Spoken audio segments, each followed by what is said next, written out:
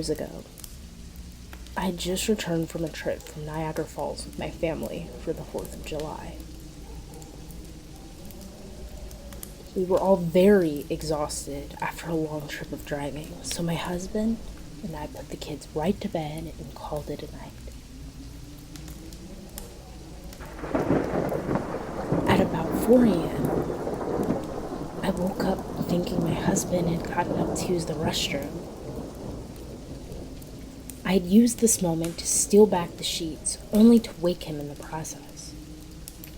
I apologized and told him I thought he had gotten out of bed. When he had turned to face me, he gasped and pulled his feet up from the end of the bed. So quickly, his knee almost knocked me out of the bed. He then grabbed me and said nothing. After adjusting to the dark for a half second, I was able to see what had caused the strange reaction.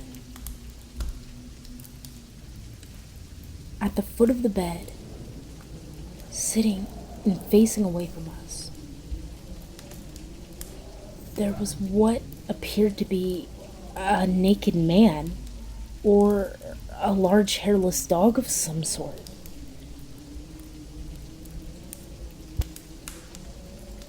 Its body position was disturbing and unnatural, as if it had been hit by a car or something. For some reason, I was not instantly frightened by it, but more concerned as to its condition. At this point, I was somewhat under the assumption that we were supposed to help him. My husband was peering over his arm and knee, tucked into the fetal position, occasionally glancing at me before returning to the creature. In a flurry of motion, the creature scrambled around the side of the bed and then crawled quickly in a flailing sort of motion right along the side of the bed, less than a foot from my husband's face. The creature was completely silent for about 30 seconds. Or probably closer to 5. It just seemed like a while, just looking at my husband.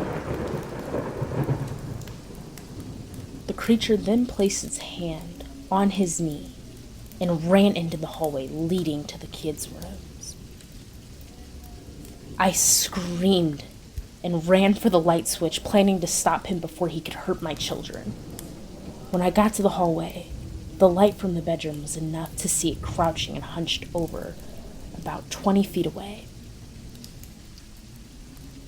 He had turned around and looked directly at me, covered in blood. I flipped the switch on in the hallway, and I saw my daughter, Clara. The creature ran down the stairs while my husband and I rushed to help our daughter. She was very badly injured, and she spoke only once more in her short life. She said, "He is the rake." My husband drove his car into a lake that night while rushing our daughter to the hospital. He did not survive. Being a small town, news got around pretty quickly. The police were helpful at first, and the local newspapers took a lot of interest as well. However, the story was never published, and the local television news never followed up either. For several months, my son Justin and I stayed in a hotel near my parents' house. After we decided to return home, I began looking for answers myself. I eventually located a man in the next town over who had a similar story. We got in contact and began talking about our experiences. He knew of 2 other people in New York who had seen a creature we had now referred to as the rake. It took the four of us about 2 solid years of hunting on the internet and writing letters to come up with a small collection of what we believe to be accounts of the rake. None of them gave any details, history, or follow-up. One journal had an entry involving the creature in its first 3 pages and never mentioned it again. A ship's log explained nothing of the encounter, saying only that they were told to leave by the rake. That was the last entry in the log.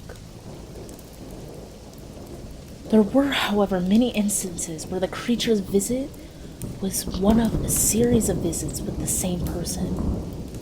Multiple people also mentioned being spoken to, my daughter included. This led us to wonder if the rake had visited any of us before our last encounter. I had set up a digital recorder near my bed and left it running all night, every night, for 2 weeks. I would tediously scan through the sounds of me rolling around in my bed each day when I woke up. By the end of the second week, I was quite used to the occasional sound of sleep while blurring through the recording 8 times the normal speed. This took almost an hour every day. On the first day of the 3rd week, I'd heard something different. What I found was a shrill voice. It was the rake. I can't listen to it long enough to begin to transcribe it. I haven't let anyone listen to it yet. All I know is that I've heard it before. And now I believe that it spoke when it was sitting in front of my husband. I don't remember hearing anything at the time, but for some reason the voice on the recorder immediately brings me back to that moment. The thoughts that must have run through my daughter's head make me very upset. I have not seen the rake since he ruined my life, but I know that he has been in my room while I slept. I know, and I fear that one night I'll wake up to see him staring at me once more.